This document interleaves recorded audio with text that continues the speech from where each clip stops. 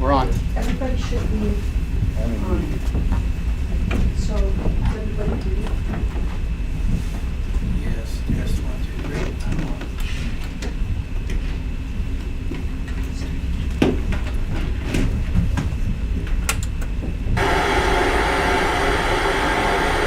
Just chill it. We'll talk I real don't loud. think we need them. That too, James. Hang it up for it. Yep. Good. Yeah. Call to order. Please have the roll call. Yes. Nick Burns, Present. Nina Beasley, Here. John Lamb, Here. and for the record, Lacey Swab and Larry Vanderberg are absent for the Planning and Zoning meeting November 16, 2020. Thank you. Please stand for the Pledge of Allegiance. I pledge allegiance to the flag of the United States of America and to the republic for which it stands, one nation, under God, indivisible, with liberty and justice for all. So the first action item is the approval of the October 19th, 2022 regular meeting minutes. Vote to approve. Or motion to approve. I'll second. All in favor? Aye. Aye. Aye. Thank you. Okay. I will now open the public hearing for the comprehensive plan amendment proposal. My name is Nina Beasley, the duly acting chair of this commission. Also participating in this hearing are commission member Commissioner Lamb and Commissioner Burns, and staff members Mary Davey, Rory Crockett, James Avitas, and Kevin Jump. That's me. Very good. The purpose of this hearing is to hear testimony and consider a comprehensive plan amendment proposal, which includes adding the Rathdrum transportation plan and updated capital improvement plan to the comprehensive plan as an exhibit. Following the public hearing, the commission shall consider all the relevant evidence and comments and determine whether to recommend that the council approve or disapprove the proposal, or may return the proposal to staff for further modification. I would ask that all members of the public who plan to testify at this public hearing, please try to keep your testimony relevant by relating it to the documents in the record. If your testimony is not related to the record, you may still state your concerns during your allowed time, but it may be irrelevant to the commission's decision. Are there any conflicts of interest, ex parte communications, or bias that any of you need to put on the record? Commissioners? No. Is there any member of the audience who wishes to challenge the participation of any commissioner based on the appearance of fairness grounds? No. So, the ground rules for the hearing is the record, which the commission has reviewed, includes the proposal and any written comments received. This record is posted on the city website. This hearing shall proceed as follows. Staff will present their report. The commission may ask the staff questions. The members of the public will have the opportunity to testify, starting with those in favor, then neutral, then those opposed. If you would like to speak, you must sign in, including your address, on one of the public hearing comment sheets and provide the sheet to me or staff. When your name is called, please approach the microphone and state your name and address for the record. Comments should be addressed to the commission, be relevant to the information in the record, and should not be personally derogatory. If a comment is a question, the commission can either answer it or allow staff to answer it in rebuttal. The commission members may also ask you questions for clarification. And I need to read the rest of it. Yep. So each member of the audience will have 3 minutes to provide their testimony, and unless you have been pre-approved for more time, or a motivating argument is presented, at which time I may grant you more time. Please avoid repetitive comments. If you have already submitted written comments, please do not submit the same comments orally. If there is a group or organization here, please choose a single representative to provide your shared testimony so you are not repeating others' testimony. Public comment will not be accepted out of order from seated members of the public or after the hearing is closed. So please make sure that you speak during your time provided if so motivated. Does anyone in the audience have any questions about these rules? Following the public testimony, staff will have a chance for rebuttal, and the commission should ensure that they ask all their questions. Do the members of the commission understand this? Yes. Yes. After the public hearing is complete, the commission will deliberate on the application. Any follow-up clarifications, questions may be asked to staff. I will now let the staff provide their presentation. Madam Chair, members of the commission, my name is Kevin Jump. I'm the city engineer for the city of Rathdrum. And the purpose of me being here this evening is to give an update on our efforts of updating our transportation master plan. We are basically rounding third and heading home with wrapping up our efforts. And just wanted to cover briefly basically what we've done and what we have, so that any member of the public, you notice I didn't use plural, I said member of the public. Or any commission members have any questions, I'd be more than happy to try to address those. But tonight I just want to simply provide an overview of our efforts in updating our transportation master plan. So, before you, and I apologize for the small font, but the intent is we use our transportation master plan for a variety of different reasons. Obviously, all of them are transportation plan purposes. We look at maintaining levels of service of our roadways and our intersections. We also use our transportation master plan to collect traffic circulation impact fees. We use our transportation master plan to evaluate any requirements that may be bestowed onto any private development initiatives that come before us. And we also use our transportation master plan to ensure that the capital improvements that we may have as a municipality, I'm so cold from being outside, sorry. That we meet the general criteria of those, and we are complying with our efforts with regards to maintaining levels of service for our roadway and intersection network. So this, and again, small font, but if you can bear with me a little bit, we hired the engineering consulting firm of David Evans and Associates, and they had prepared our last transportation master plan update, and they are also involved with regards to updating this.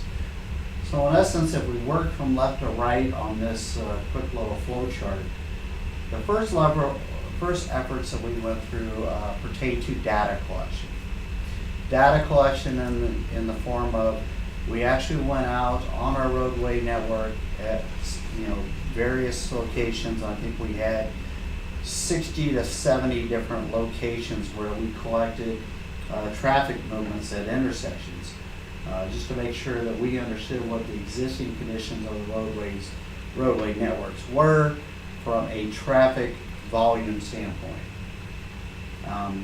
They also updated any of our mapping that we had. For instance, we have had new developments come into the city of Rathdrum since we did our last transportation master plan updates. We've added those roadway networks in there.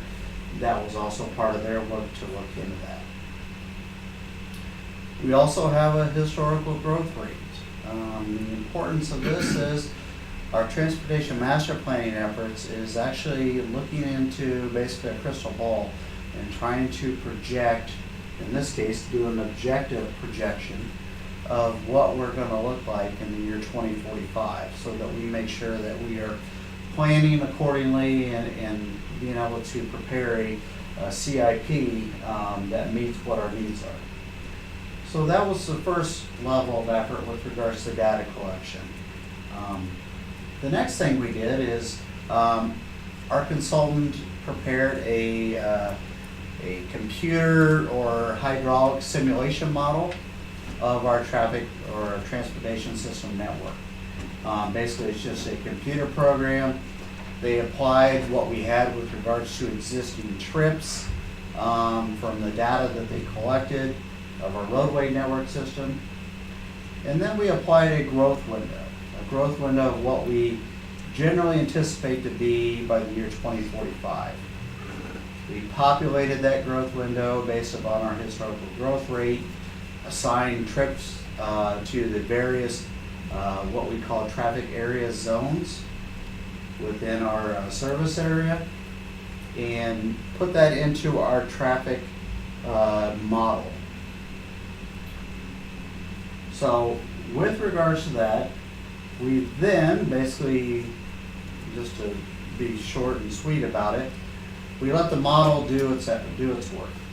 And what the model does is it identifies any deficiencies that we may have today and any deficiencies that we may have in the year 2045.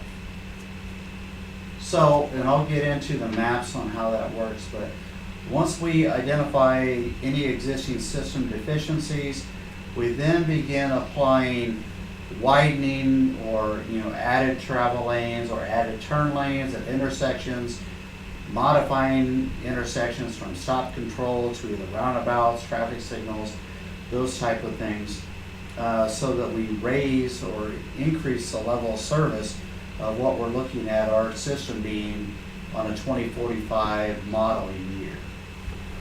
And we continuously integrate those improvements into the model until the point where we obtain a level of service of D, and I'll talk about level of service in a few minutes. So in essence, we keep modifying our transportation model until we actually meet a desired level of service, or what we have adopted as a level of service. Once we satisfy and we go through the multiple integrations of that, we then look and see, okay, we've widened roads, we've widened intersections, added turn lanes, modified intersections. Now, that is what we call our capital improvement program. So we then have our consultant put together construction cost estimates based upon present work value of our system. And that, in essence, is our master planning efforts and what we did. So, moving on, let's talk about level of service. Level of service is basically, we look at it, assigning basically a letter grade that you may get in school. A is being excellent, B is good, C is average, D is low but still passing, E, which we don't have in school anymore, but F would be failing.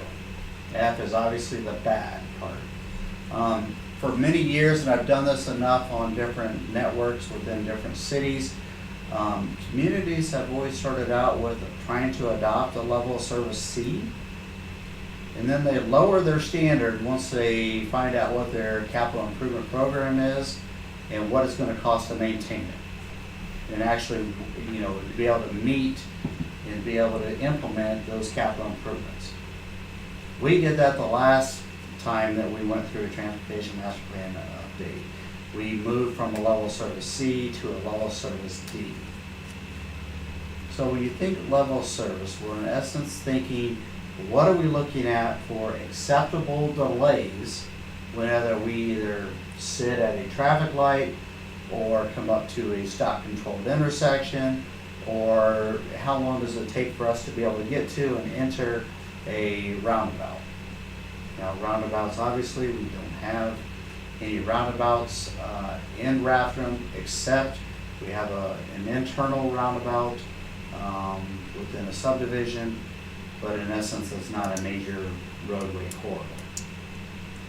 We do have a roundabout that is in design and should be under construction this coming spring, but the point is on roundabouts is you are beginning to see more and more in Kootenai County. You're seeing them in Hayden, Coeur d'Alene, Post Falls, and soon Rathdrum. So the level of service, and we're talking about traffic delays, and we're looking at delays anywhere from 36 to 55 seconds at the peak hour, which is the worst traffic condition that you could probably encounter for a day. So we're looking at what is acceptable for a level of service for that. And we've identified level service D, and City Council had previously adopted that.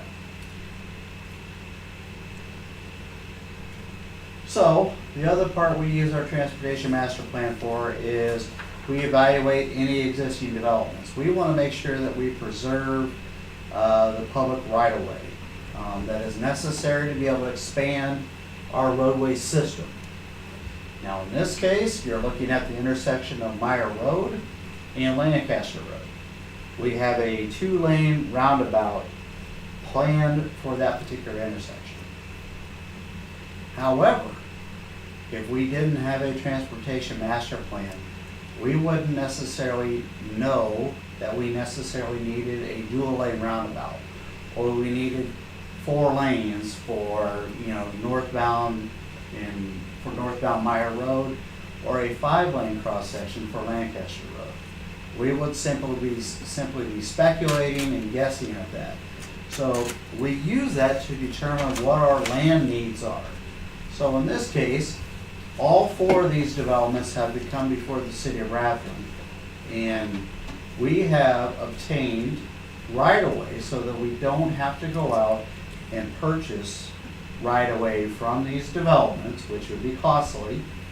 So it's a good planning sense, and you can see all the different developments. Back in 2010, 2012, we obtained right-of-way from the Prairie Sky development, so we don't have to go back to the Prairie Sky developers or any of those property owners, now that the Prairie Sky developers have more or less turned over that development to the homeowners in that area. We've also obtained right-of-way from the K-Tech folks that initially came in back in 2012 when that campus was being created. We had set aside right-of-way for that, obtained that free of charge. It was just a matter of donating right-of-way as a condition of development approval. But the point is simply to explain how we implement good transportation planning to make sure that we preserve land ahead of time so that we don't have to necessarily, relocate someone from their home or, spend an exorbitant amount of money to obtain public right-of-way so we can make these improvements. So, back to our computer modeling efforts. This is part of our master plan. So what I have circled in this in red, and it's a small red, I understand there's some purple in this, but this is what our transportation network would look like in the year 2045 if we did absolutely nothing to our roadway network. That means we're not adding any turn lanes, we're not building traffic signals, we're not changing anything in our transportation network. But we're still growing at the same rate as what we have historically grown for the past 10 years. The point that I want to stress to the commission is this. The areas that you're seeing in red and those in yellow are the ones that are either we know or can predict are going to fail if we do nothing, or they are going to be coming on the verge of failure if we don't do anything. A lot of these small circles, and I apologize for the size of the display, but a lot of those small circles that you're seeing, the little red dots, are intersections that in the year 2045, if we don't do something to those intersections or other neighboring intersections, they're going to fail. So they're going to have a level of service of F, which we as a community have accepted to be or determined to be unacceptable. So this is what our computer model had generated if we were to do absolutely nothing. You can see a lot of the roadway segments are in that blue-green color range. That's good. But the intersections, and intersections are, when you come to roadway networks, are normally the very first thing that you see getting improved. Because those are the areas where you get the biggest bang for the buck on making capital improvements. But they're also the ones that are most likely to fail, because those are the convergent points of where traffic meets either north-south, east-west, or north meets east, and so on. So the next slide, very similar looking slide, but this is what our roadway network would look like if we implemented the capital improvements that we have identified needed to accommodate the 2045 growth. And as you can see, we've taken away all of the red from the entire exhibit. There's no red dots at intersections. None of the roadway segments are failing. We do have some of that are in the yellow category, which is that level service D, which is marginal but acceptable.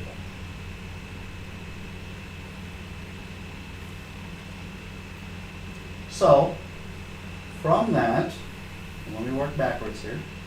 From this map, the changes that we had from the 2045 when we absolutely did nothing, okay? Our sheet of paper is blank. We have no capital improvement programs under the 2045 no build option. There's not a single capital improvement program planned.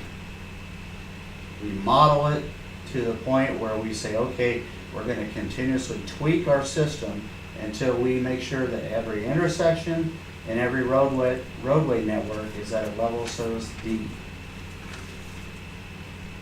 When I say tweak, that means we're creating a capital improvement program.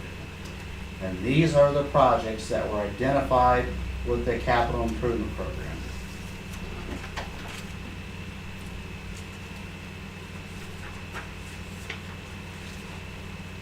With the capital improvement program, our consultant had said, okay, we're going to add roundabouts at different locations, and some of those roundabouts are single lane roundabouts, some are multi-lane roundabouts or dual lane roundabouts.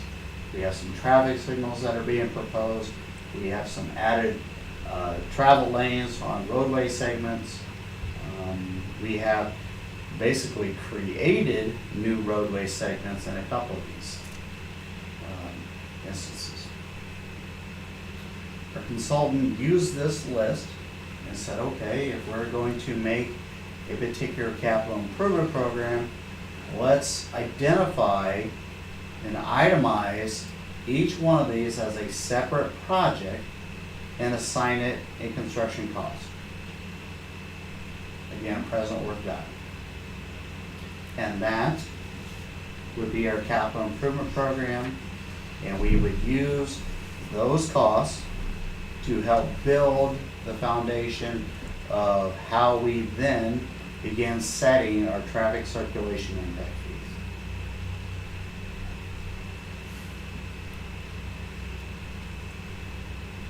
This is a map that is in the process of being updated.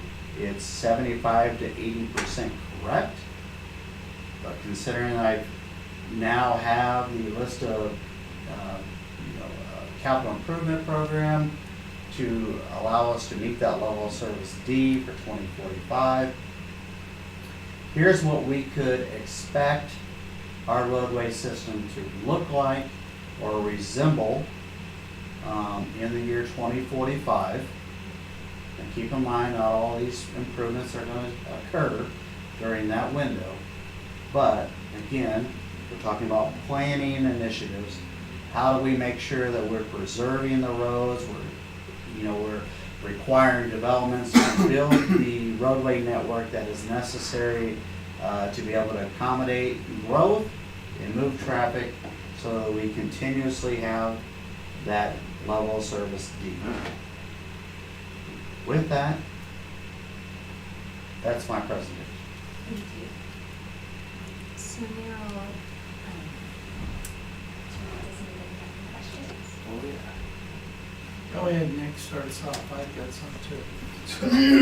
Alone in that map, you're proposing a road run down the side of the railroad and tie into what? I see the railroad crossing. Oh. In front of Rick. That's Main Street Westwood's drawing. extension, yes. And you're gonna, you're gonna put a road along the railroad over a creek and tie it in? Yeah, that was, keep in mind, I've worked for the city of Rathdrum for, this is year 15. That project had been planned for probably 10 years prior to me starting work. With that said, the Main Street extension is identified as a capital improvement program in our transportation planning network.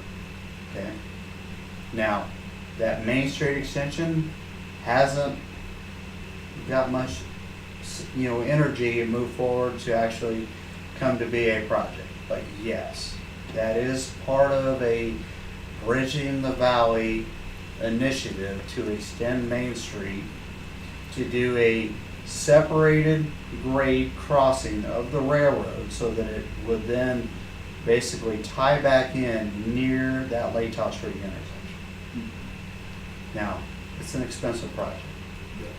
It hasn't been very politically favored project, but we plan, we use we're trying to be objective with what we're doing.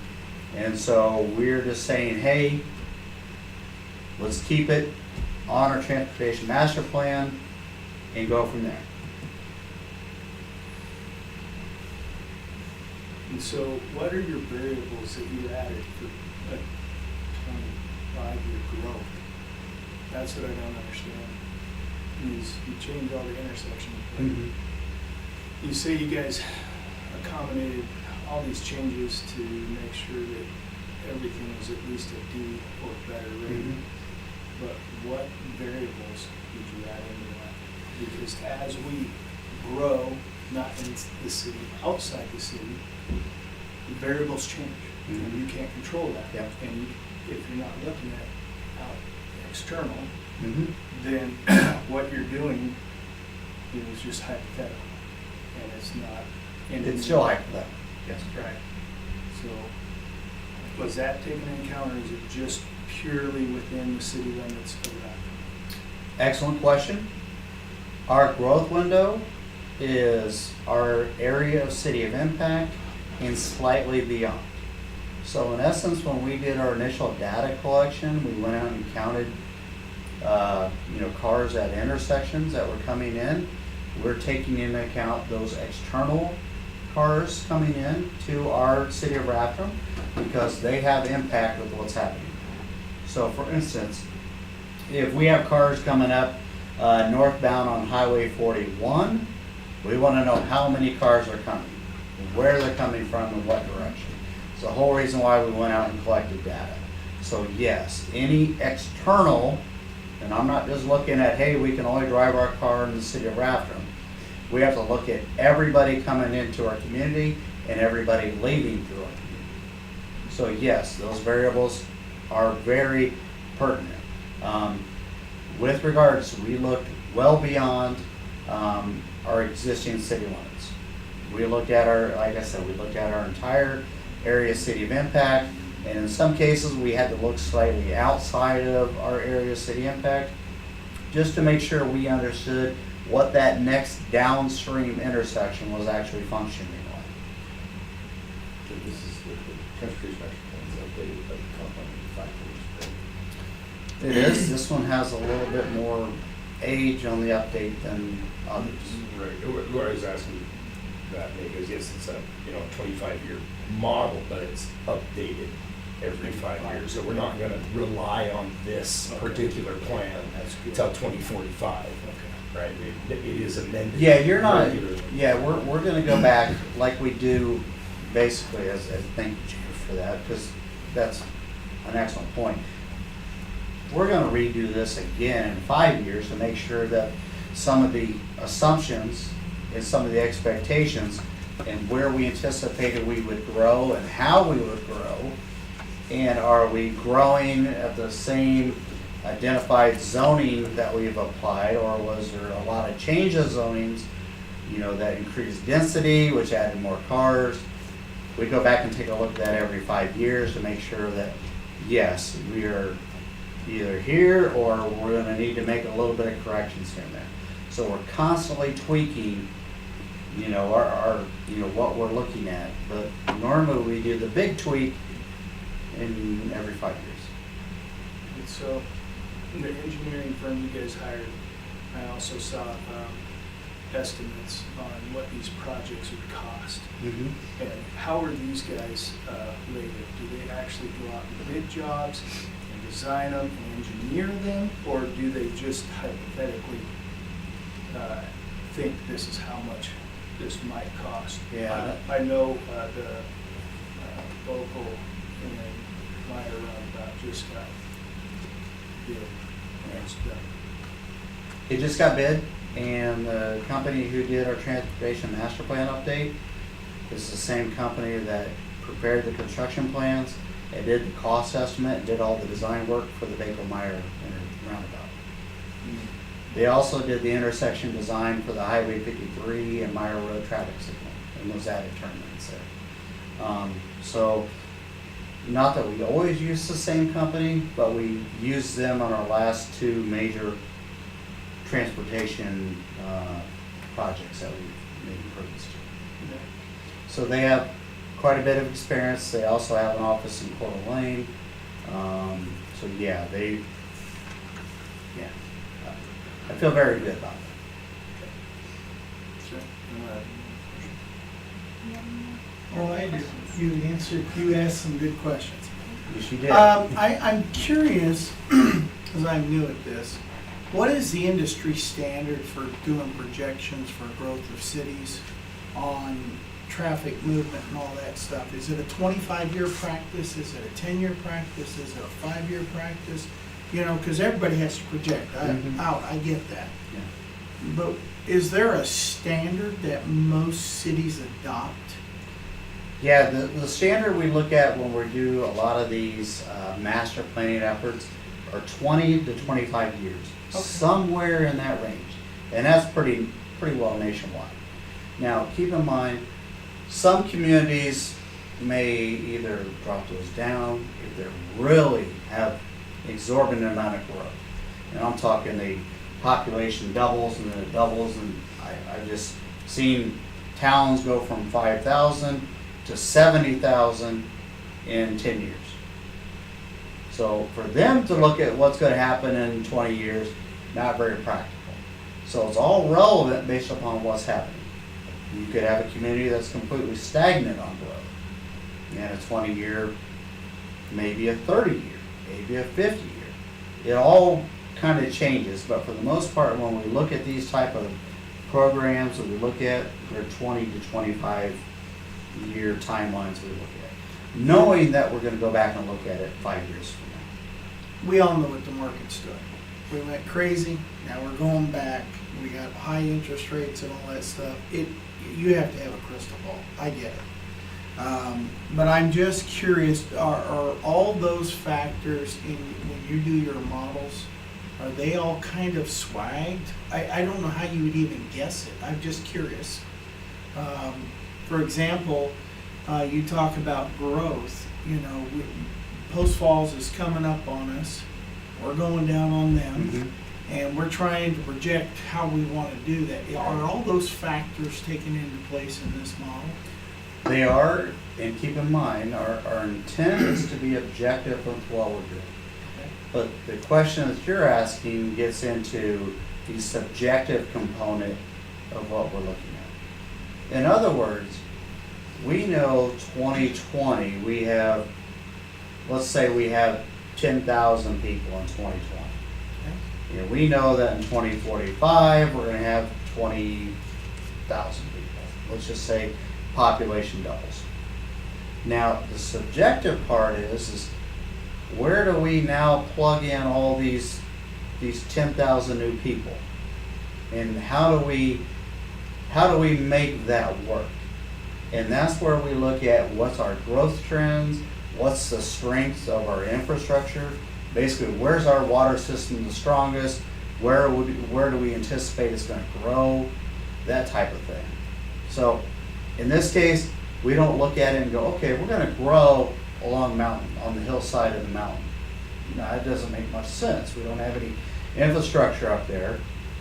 But we know south, we know that we're gonna grow because Post Falls is coming up. Highway 41 is getting widened. We have, water and sewer infrastructure in the area. So then we start looking at, okay, we know we have a lot of development interest. We know we have, annexation requests come in. So we try to take a logical or a practical standpoint of where do we think, if we were gonna plug 10,000 people, where do we think they're gonna live? And we try to be practical on where we assign those people. Just, I just, from my mind, this is a vision statement It for is. 25 years out. Oh, So sure. that probably, for me, it's just the way I think. Because I was curious why we had a 25-year, you've already answered the question Nick asked, 7 to 10 years, you answered that. And the range, you said you did a range of impact. You went outside the city. did. How far did you go out? Miles, kilometers, whatever? I just- Typically, within our area, city of impact, that's our study area. Okay, I just, this is just, I don't know what that area is. We normally would go like one roadway segment or an intersection slightly beyond that, just to make sure that when we calibrate our computer model, that it makes sense on where, traffic's coming from. So, for me, Mhm. just layman's term, so you say, let's pick Hayden Road. You went one road down Yes, as part of your model. yes. That's all I needed to hear. Thank you. You're welcome. Is there anybody in the audience that would like to testify in favor? Neutral? Comments? In favor. Well, let me just, so you're voting on this tonight? It's a recommendation that either will go favorably or neutrally or unfavorably to the city council. Can you, come to, there is no microphone, but could you at least state your name? Oh. and where you- Anita Dubsick, Rathdrum. We need an address, I'm sorry. Oh, 8698 West Hood Street. Great. Thank you. And so if this is approved,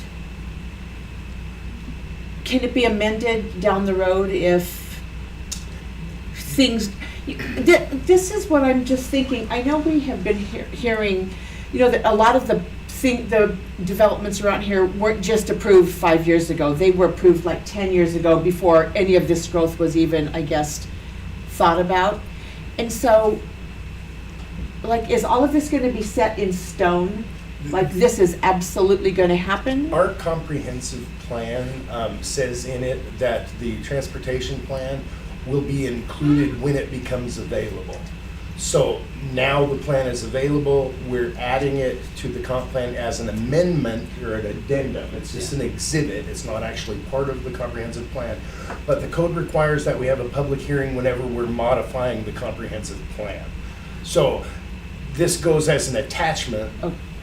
but it's not really up for, not, Okay, as okay. it's a report from the city engineer, it's just a report from Okay. the city engineer. And then, so I saw what your packet looks like. This is some different stuff that we're looking at on here Yes, this is. than what I'm looking, this to me is much more understandable than some of what I Right. was looking at. That, what you're looking at in the packet is the actual thing that's going in the comp plan. This is Kevin's Okay, report on, abbreviated report on. which I like the abbreviation. Okay, thank you. Well, then, we can open this up to discussion. Well, Can do we need to close the public hearing? Oh, sorry. Okay. So Yeah, just, you do need the to close public it. hearing is now closed. Then you can, yeah. Yes. Okay. So with that, on the rebuttal part, I guess I understand the lone question to being, is this set in stone?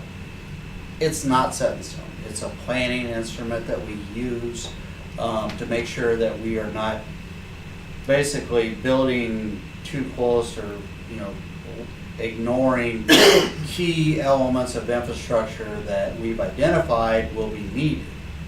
Now, with that said, can this be amended? Yes, this can be amended. The process is identical to what we're going through now. It would come back before the Planning and Zoning Commission, following, any study efforts or anything that we are specifically asked to look into. We would have a public hearing for P&Z. Again, they would take public comment, and then they would take that into consideration, make recommendations to the council. We'd go through the whole process again, but yes, anything that we have is subject to being changed. Okay, thank you. And I believe that's the only thing there. So, should I have closed the public hearing after he? Probably, he said yes. so? And there's nothing I need to do to change it? No, so the public hearing gets closed, and then I get a chance to Oh, okay. address her questions, so you did it correctly. Okay, just want to make sure. That's Do I all. need to- Anything do I need to that needs leave? to be No, corrected. oh, okay. No, by all means, no. What would exactly nodding our heads There's only one. Right. consideration of this? So this is Yes. just A recommendation. recommend, city council to approve that there's an amendment to the comp plan. To the current To comp put plan. that Yeah, data. did I get that correct? Yes, it is. I'm looking at them, I Yes, should have been it's looking an at you. exhibit to our existing comp plan, which doesn't have this yet because it wasn't available when we adopted our most recent comprehensive plan. So this puts our vision statement out for the next 25 years? Yes. Okay. Getting smarter, James, give me time. It sounds like they're doing their due diligence. I don't see any reason why not to recommend it for approval. Do you want a motion? I have a motion, I make a motion to approve, or recommend approval of the city council to add this to the comp plan. I'll second that. Roll call vote. Nick? Yes. Nina? Aye. John? Yes. Thank you. Motion is passes. Thank you very much. You're welcome. Okay, we Appreciate now, it. we don't have any unfinished business. We will move on into our workshop. Workshop Right. on Highway Corridor Overlay Zoning District Workshop. That is correct. So here at our meeting last month, I gave you a homework assignment. Nobody completed their homework and gave me any input as thoughts to this. Oh, I thought we were supposed to come here. Oh, that'll work. But, so what we did here is Rory made this fantastic map, and you can see in the hazard stripes, what we're looking at is the area for this highway commercial overlay, right? All of the highway frontages in and out of town, we would like to apply this overlay when we have it established. We kind of made this map based on the extent of current development, and that's why you can see right here south of Radiant Lake, it comes up further than it does on the other side of the highway there. Because these are commercial parcels that are undeveloped at this time, right here, and this has, Fair Farms in it, so we can't include that under a commercial overlay. So there's What road is that all the way down south? this down here. Did we take it all the way to Hayden? Yeah, that's Hayden Yeah. now. The intent of this overlay is to be applied to all future annexations that have highway frontage. So it doesn't mean we're gonna stop at Hayden with it. If we annex property south of Hayden Avenue that's adjacent, the intent is that this would automatically include those properties as they're annexed. And so, let's see. This one. We kind of tried to get our concept laid out at this. So at the bottom of this diagram, we have a highway, we call it the 41 in this. Our anchor stores facing away from the highway with green buffer in our pathway. I'll stand up so I can try to explain what we were looking at here. We do want courtyards, so we have commercial on the edges of the buildings. Think of Fred Meyer and Coeur d'Alene. You have the taco place and Sprint store that run down the side of the building. We do want to encourage that with courtyards, but we also realize that we have to provide loading access to large commercial structures or operations. So we'd like to alternate those so that we have one access that would provide to both buildings with additional screening, fencing, landscaping behind that, which would include outdoor storage behind the buildings. We don't want to see any of that. Parking with landscaping in the middle, and then opposite, what we're looking for is more commercial, but with the allowance of residential apartments or condos on top of commercial activities in that zone. Nina, you're looking confused. No, I'm just. Right. thinking about This what parking you're lot is horrible because Rory didn't want to do all of the individual trees that we're going to require in there. So it's just a giant ocean of asphalt, which we don't allow anyway. We have some pretty strict parking lot landscaping. But this is what we want. We don't want direct access off of the highway. We don't want traffic congestion. We may consider right in, right out only access to those, but all access will be from not frontage roads, but roads on the back side of the property, which then will plug into our major arterials, such as Wyoming, Lancaster, Dayton, etc. So we're trying to limit congestion by adding additional ingress, egress to these commercial properties adjacent to it. We'd like to establish this nice buffer area so that our green belt on the highways rather than just looking at parking lots and frontages.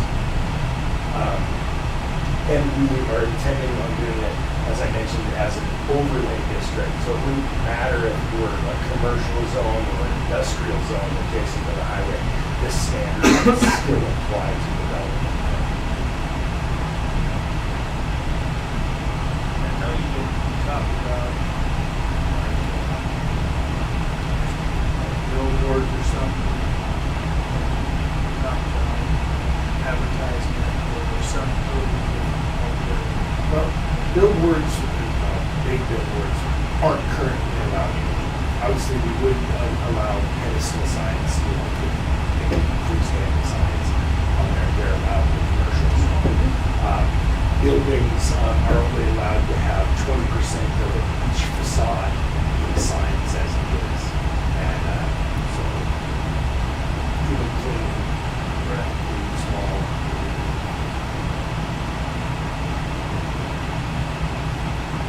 The number of buildings there is just kind of random.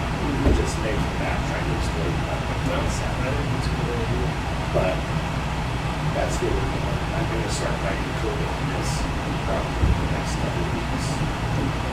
Does all I'm sorry, go ahead. I think it's a good idea. I think it's a good use of land, resources.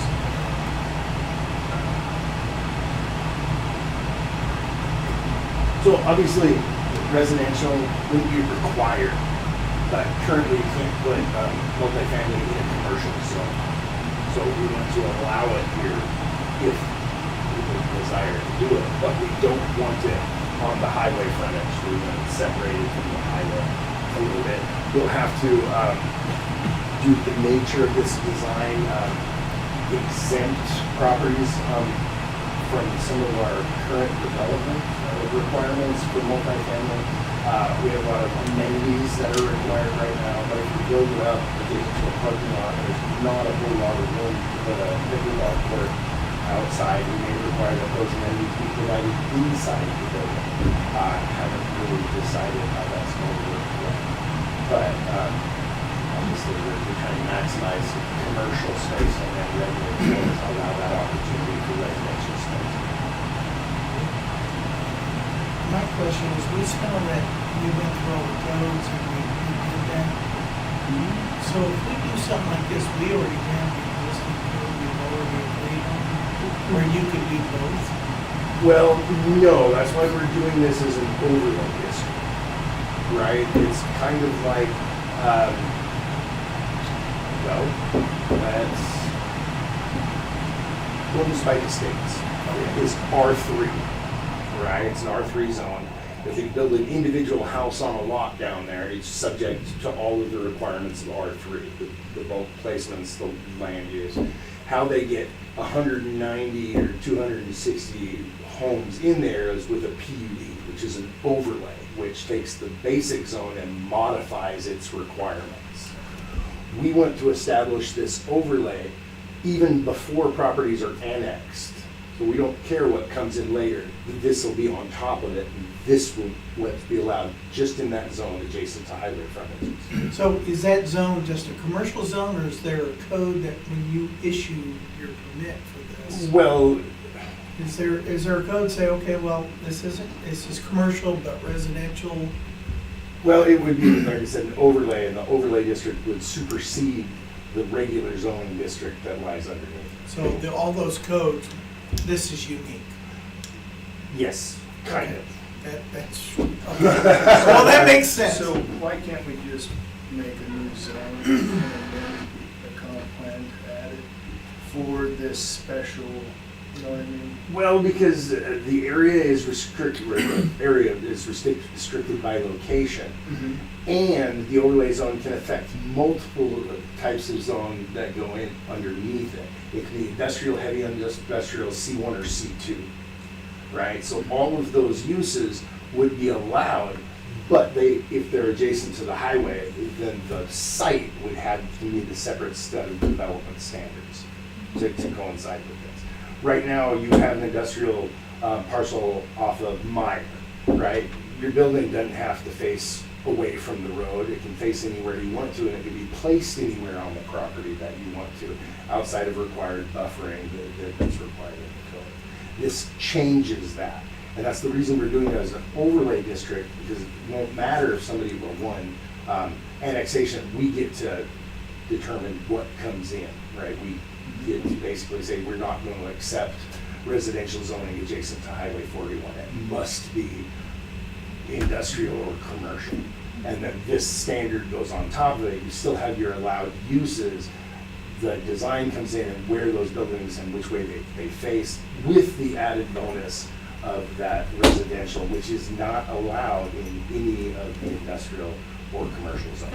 That's what I said, why don't we just make this special just for this? I think it works better as an overlay. I think. So this project would have to go through zoning and council to be approved, correct? No, well, once the overlay district is created, then somebody wanting to build, it's just site plan review, because it's permitted use in those zones already. It's just that it would be up to me to determine that they meet the design requirements of the overlay district, such as what we're in right now, right? The downtown historic district is a C1 zone, right? But it's an overlay zone, the downtown historic district, which overlays the C1 zone as shown on Main Street, the 1984 zoning map. And it allows different standards. You can have your buildings flush with the property line. There's a 0 lot line setback, which means your buildings can go all the way to the property line and butt right up against the next one.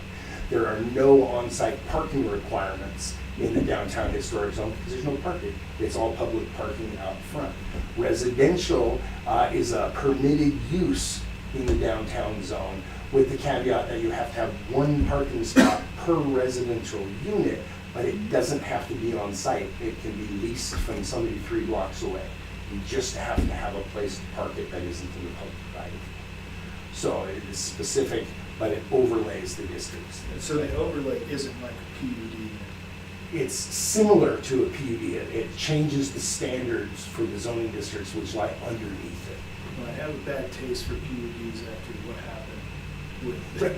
Unlike a PUD, this is not a negotiation between the property owner to receive concessions from the city. It is an overlay district where we are imposing more than usual things. I mean, they still have to meet their setbacks from the highway, right, which is a 20-foot landscape buffer. But they're going to have to, in that 20-foot or additional buffering, provide the pathway. they'll have to provide these courtyards. Buildings can only be accessed in the rear adjacent to another building, so we're maximizing that green space. Yeah, it makes sense as long as it's not like PD where they. No, this we're creating as an overlay district of our own accord to go on top of that, so we can control the development on those corridors, so we have a nice entry into the city, rather than a PUD where somebody has asked for concessions from the city in order to do something they wanted to do, and then they come back later and they change it, and they don't want to do any of the city I don't want to put requirements. that road in, I don't want to put that. Right, exactly, so, yeah, it's similar to a PUD in that it's an overlay district that goes over property and overwrites the underlying zoning.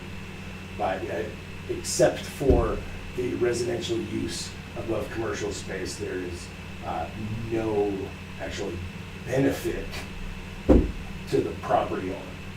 Really, more it's more design standards that we're imposing on them.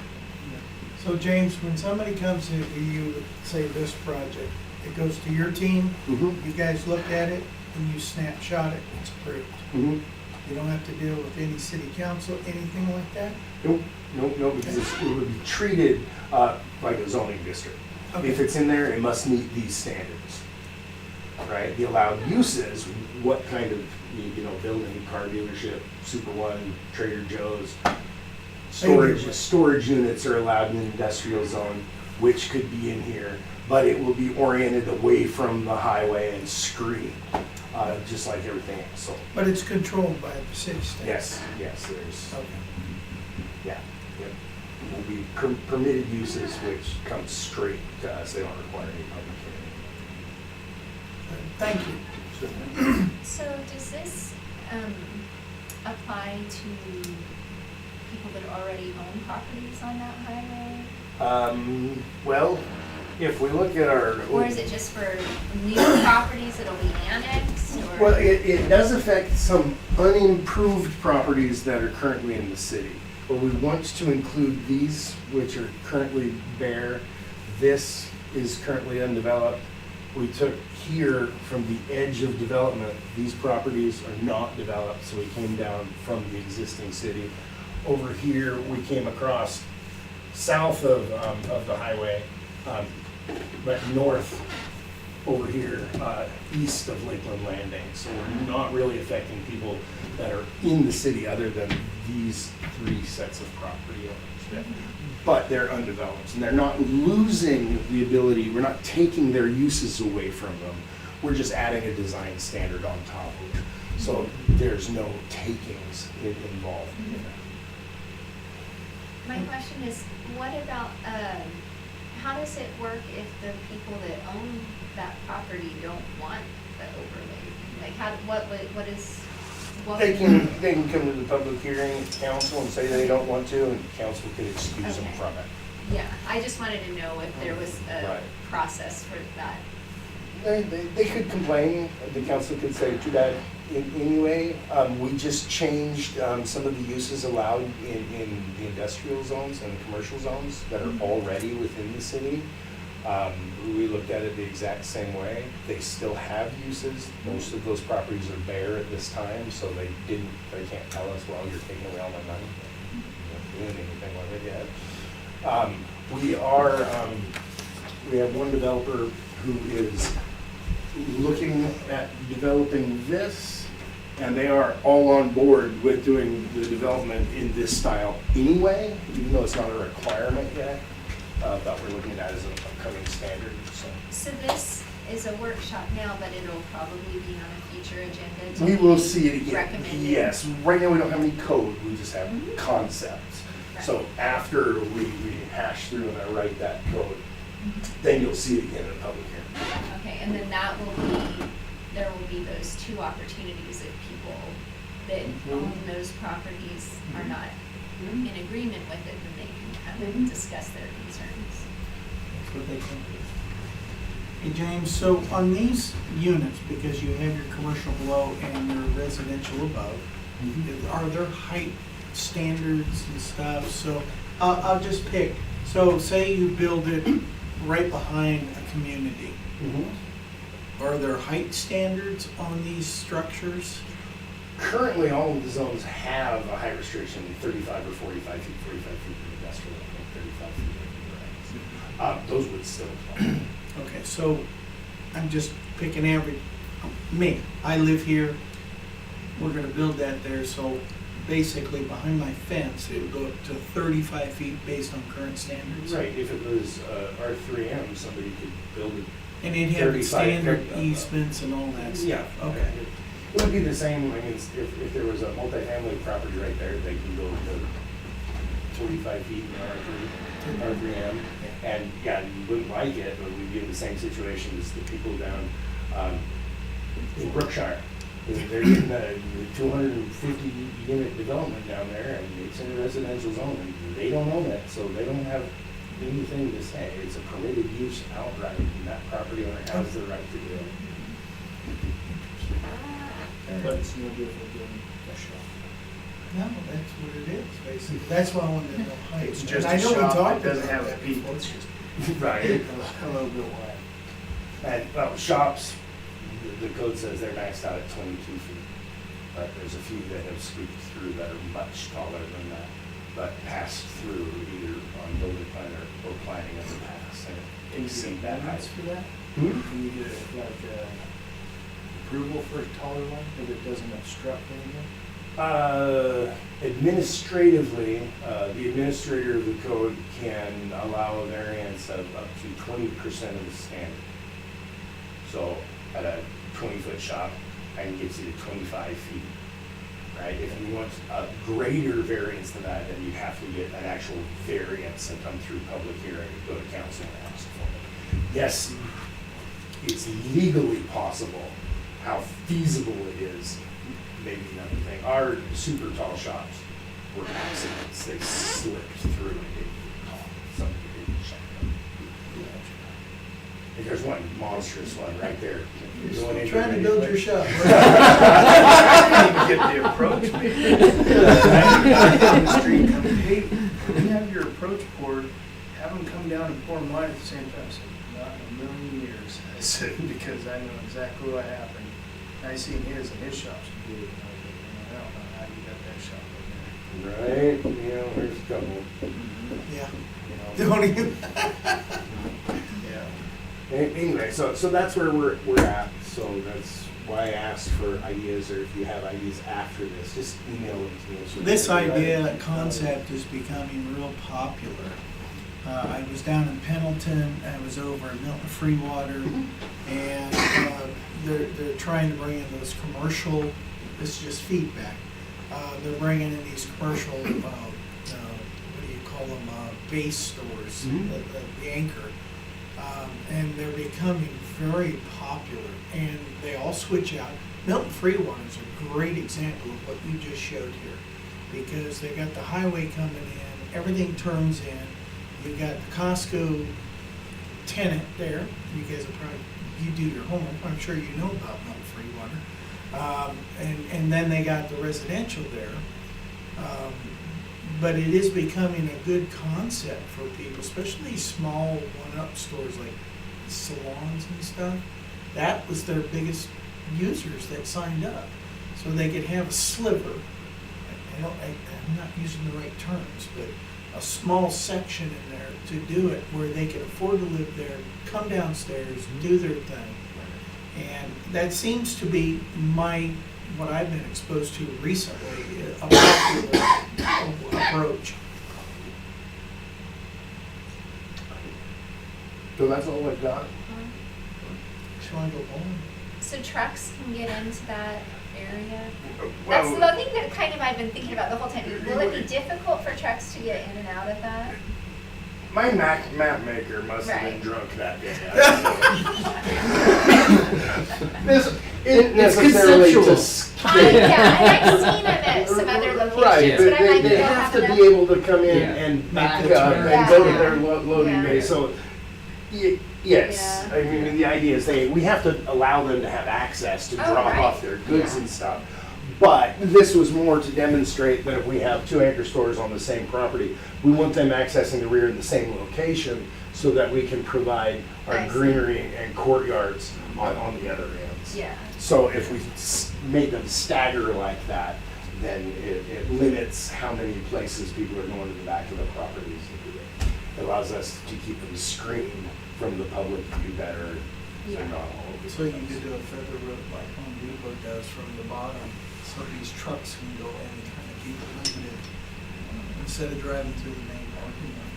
Right, I mean, this, yeah, we're not quite He was drunk. done. Talk to that kid. Oh, I didn't. Sorry.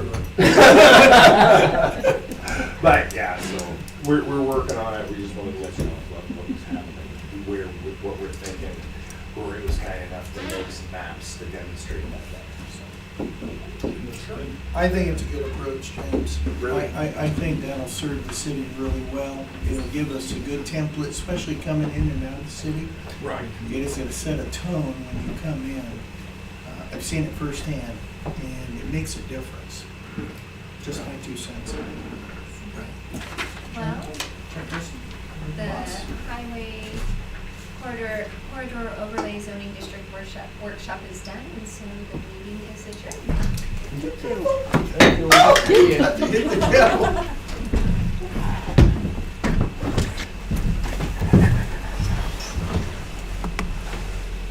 See? Anyways.